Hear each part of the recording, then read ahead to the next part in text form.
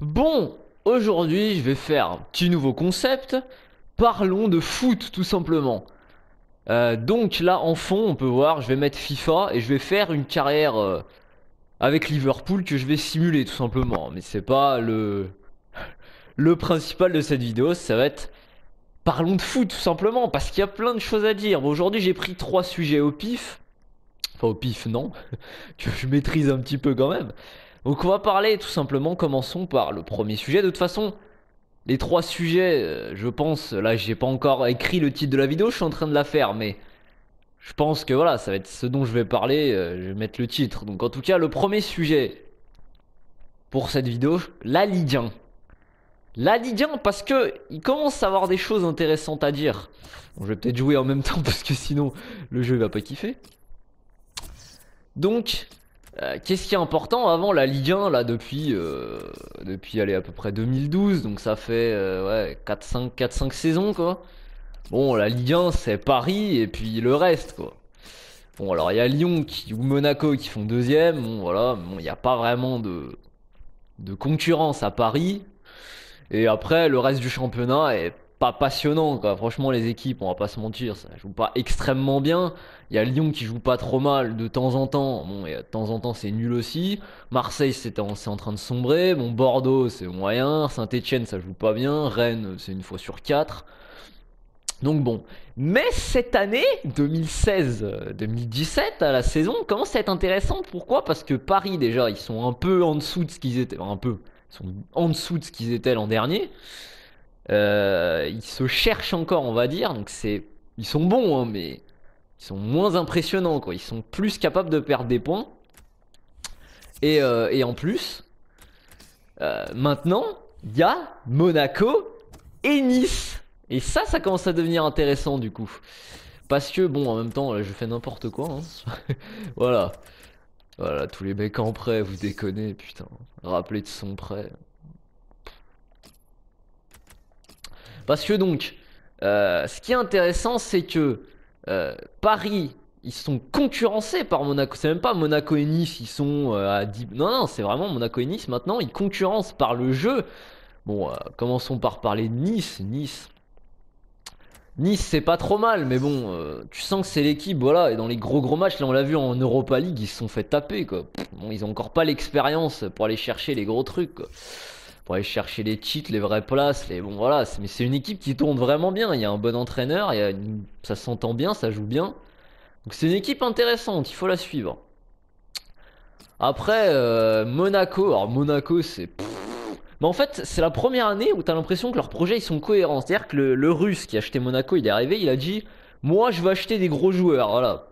Bon, il est arrivé, il a acheté Falcao James, exceptionnel. Et puis après, on lui a dit ouais, mais en fait, garçon, il y a le fair play financier. Donc maintenant, tu vas devoir nous payer des thunes. Donc le mec, il s'est dit bon, bah, on va vite les dégager. Il a revendu James, plus cher qu'il l'avait acheté, alors qu'il avait déjà acheté une blinde. Donc Falcao qu'il a pas pu revendre mais qu'il a à chaque fois prêté avec des prêts payants, donc il payait pas le salaire, en plus il recevait 5 ou 10 millions en fonction de son prêt. Je crois que c'était 10 millions pour United et 5 pour Chelsea. Et donc maintenant il le retrouve et en plus Falcao est bon, donc autant le garder. Mais donc deuxième année il fait quoi? Il vend déjà énormément de joueurs. Déjà toute première année aussi ils ont acheté pas mal de jeunes joueurs. Et après, ils ont vendu beaucoup de mecs. Donc là, ils ont vendu l'an dernier. Ils vendent Martial, ils vendent Kondogbia, ils vendent Carrasco, ils vendent. Il y en a d'autres, hein, mais il y a Abdenour qui part, il y en a Toulalan qui part. Il y a plein de joueurs qui partent. Bah non, Toulalan, c'est l'an dernier. C'est pas il y a 2 ans, mais bon.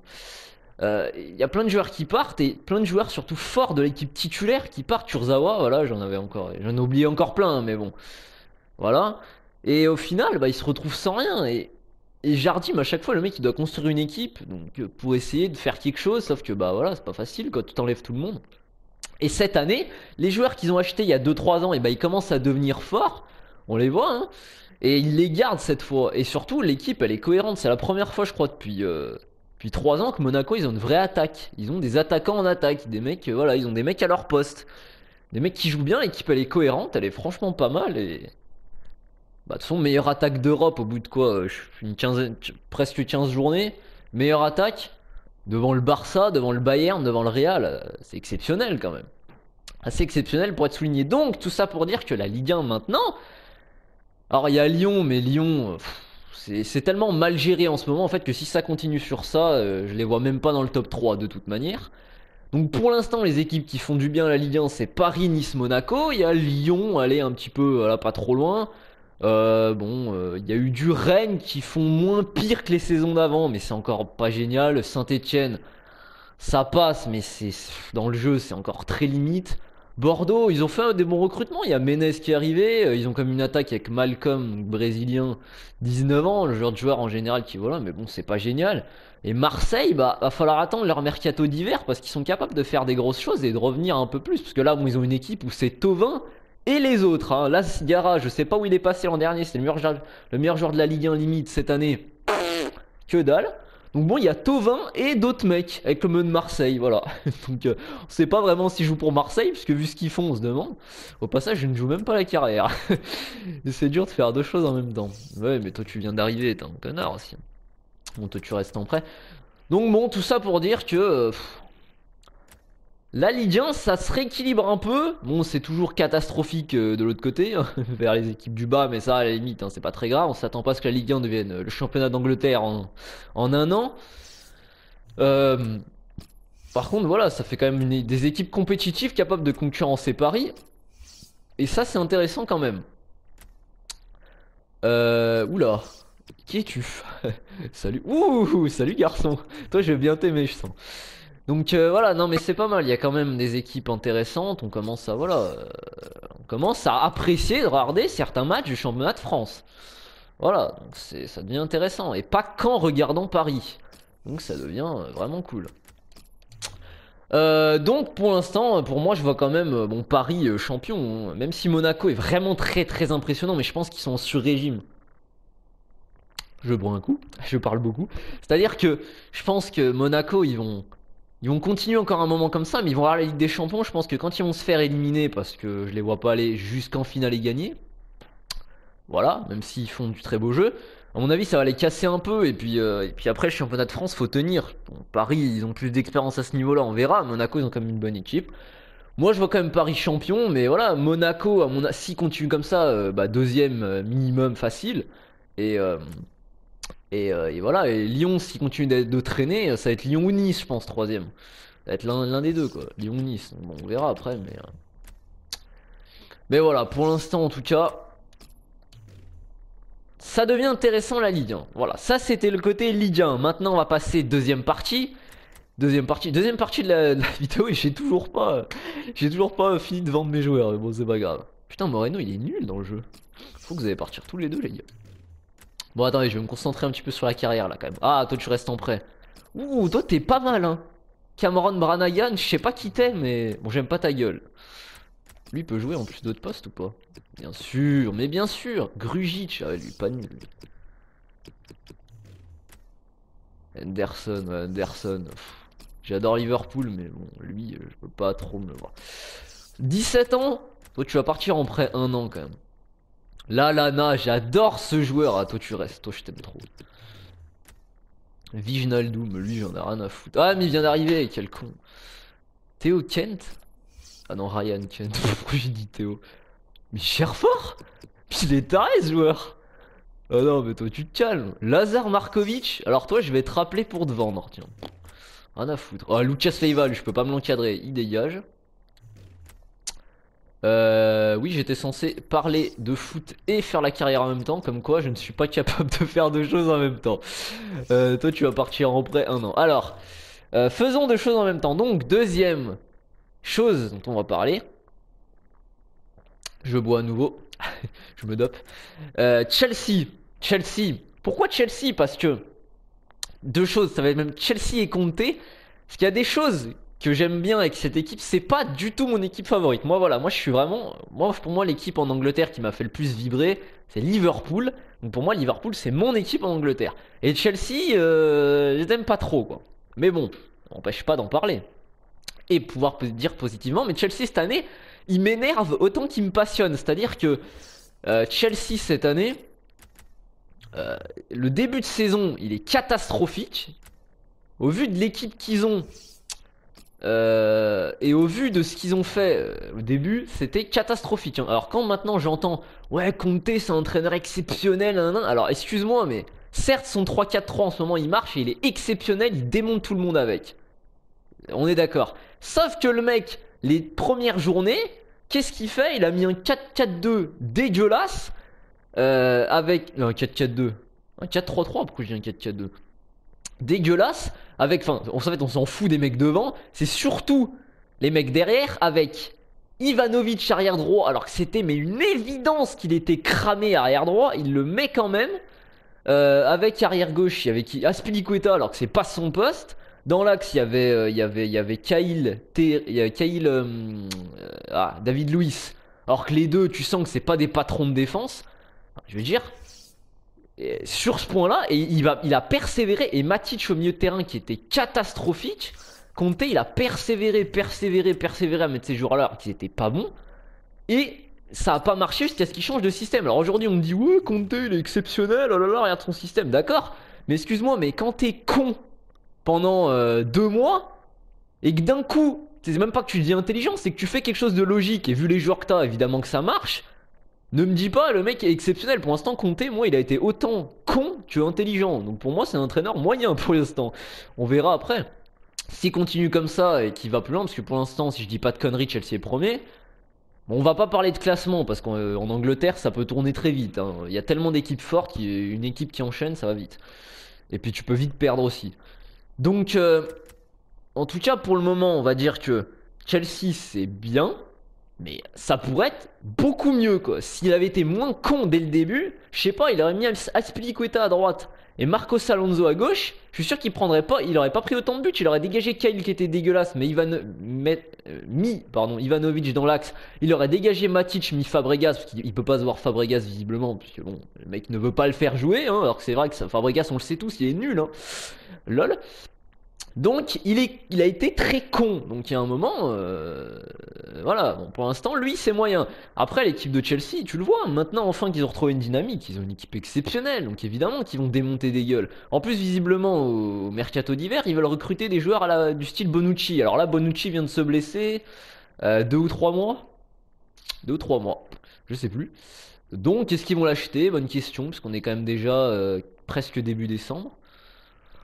Je ne sais pas. En tout cas, visiblement, il y aura des recrues en plus. Bon, alors que l'effectif est en train de bien tourner. Donc on verra. En tout cas, voilà. C'est important de souligner ça quand même. C'est que bon, Chelsea, c'est déjà pas mal. Mais ça pourrait être même beaucoup mieux. Donc bon. Mais c'est. Voilà, on va pas. Aujourd'hui, ils sont largement dans les meilleures positions pour le titre, hein. Là, c'est. Sans conteste dans les meilleures équipes, hein. On verra ce qu'ils vont faire, mais voilà. Ça c'était pour la part Chelsea, voilà, parce que Conte il me fatigue. Donc enfin, je veux dire, il a été tellement con que bon voilà. Mais bon, maintenant il se reprend, ça va mieux, et Chelsea, attention, prétendant largement au titre. Maintenant vient mon troisième sujet finalement qui enchaîne avec Chelsea, c'est le championnat d'Angleterre, la Barclays Premier League. Attention, je bois. euh, Parce que donc, je viens de le dire, Chelsea, là, ils reprennent une dynamique, je vais pas dire de champion, mais honnêtement, là, c'est impressionnant ce qu'ils font. Alors, j'attends qu'ils jouent encore une ou deux autres équipes vraiment fortes, et on verra, mais ils ont quand même détruit United. Bon, United était pas bon avec José Mourinho en ce moment, mais ils leur mettent quand même 4-0. Everton, qui est l'équipe du palier en dessous, mais c'est toujours intéressant de dominer ce genre d'équipe, et ils leur ont mis 4-0, je crois, Ils mettent 4-0 Everton, mais facilement. À aucun moment tu t'es dit Everton va mener. Non. Donc c'est surtout la façon dont ils le font qui est assez impressionnante. Donc pour l'instant, on reste admiratif de cette période-là. On verra ce qu'ils vont faire en tout cas. Pour le moment, c'est pas. Enfin, c'est plutôt. Enfin, ils sont premiers, mais moi je trouve que leur bilan est plutôt moyen, parce qu'ils pourraient faire beaucoup mieux. Maintenant, il y a d'autres équipes. Il y a des équipes, moi je pensais dès le début de saison, avant que le championnat commence, que c'est plutôt City qui allait être champion.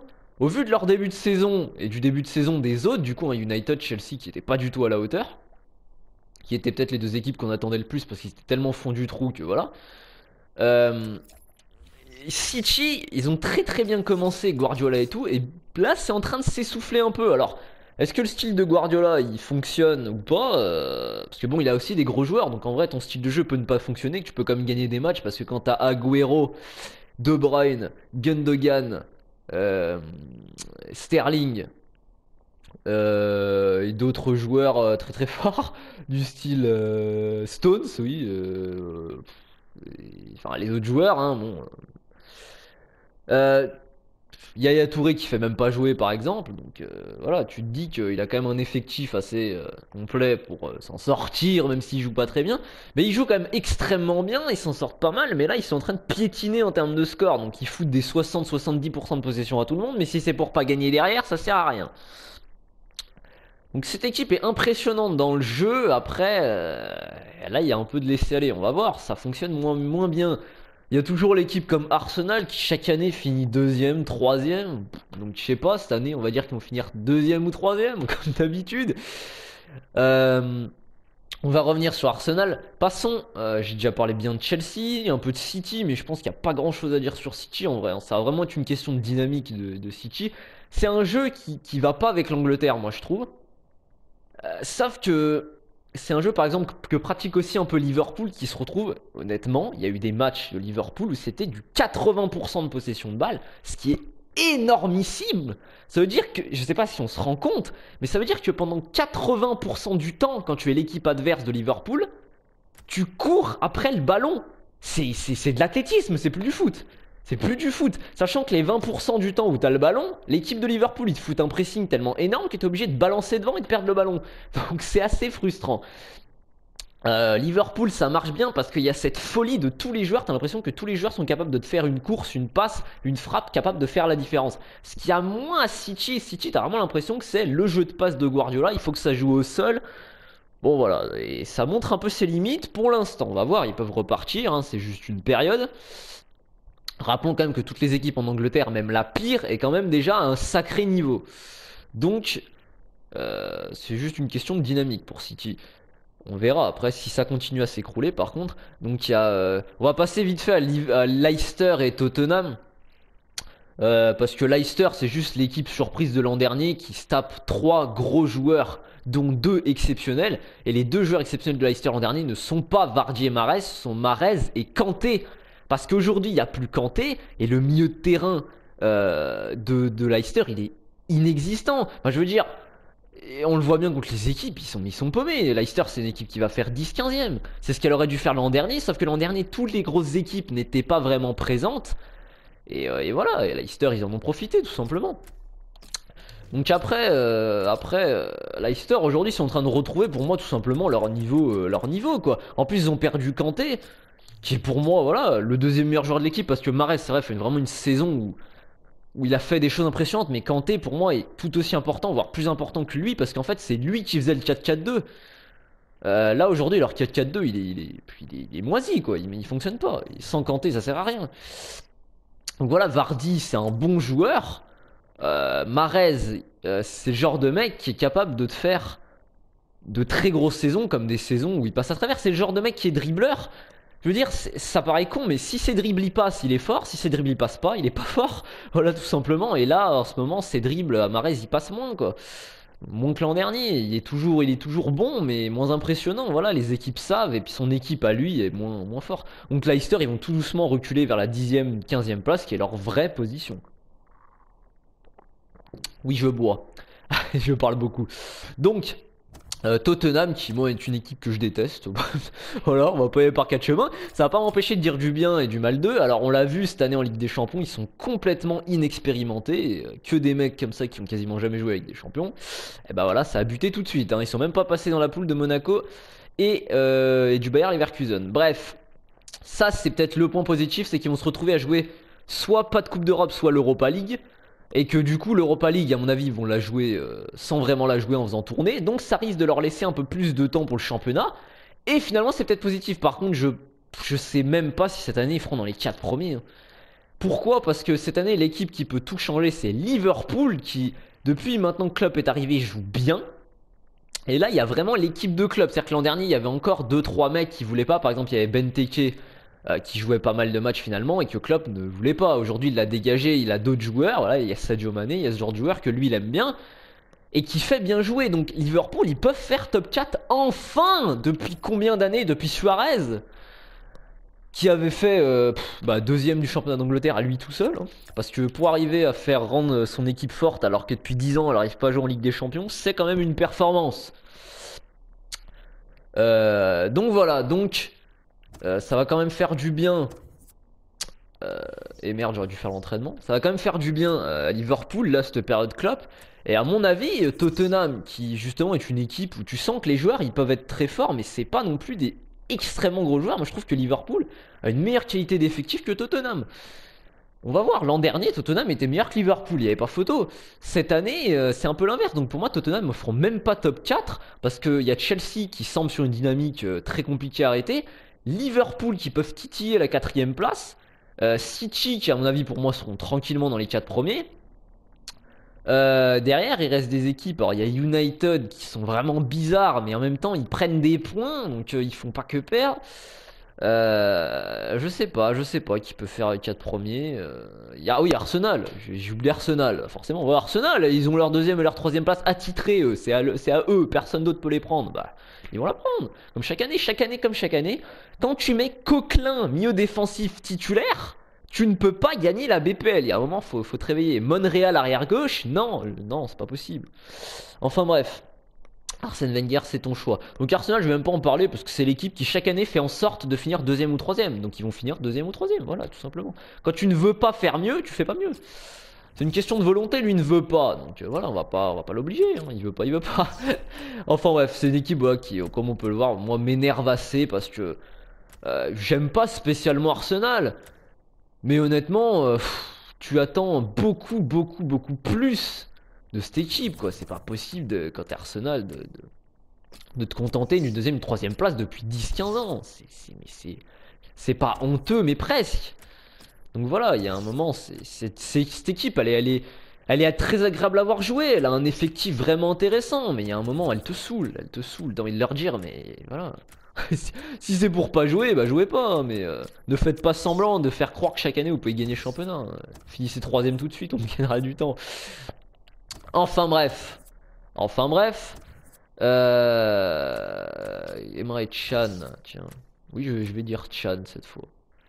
Bah, tu vas monter là-dedans, hein. Voilà, donc bon, il y a Karius, ouais, Chavet, Loris. Ouais, tu vas monter ça, tiens. Enfin bref. Donc des équipes bizarres, hein, comme voilà Leicester qui va retomber, Tottenham qui à mon avis va même pas faire dans les 4 premiers, City qui a sa dynamique bizarre, Chelsea qui marche sur tout le monde pour l'instant mais qui ont pris un peu de retard, mais à mon avis ça va pas leur porter préjudice. Il y a des équipes comme Everton, mais Everton on le voit, comme chaque année vont finir 5ème, 6ème, 7ème. West Ham qui sont complètement retombés dans l'anonymat. C'est Payet et les autres autour, hein, qui n'ont aucun... S'il n'y a pas Payet demain, West Ham c'est relégation obligatoire. Donc là pour l'instant ils s'en sortent assez bien, moi je trouve.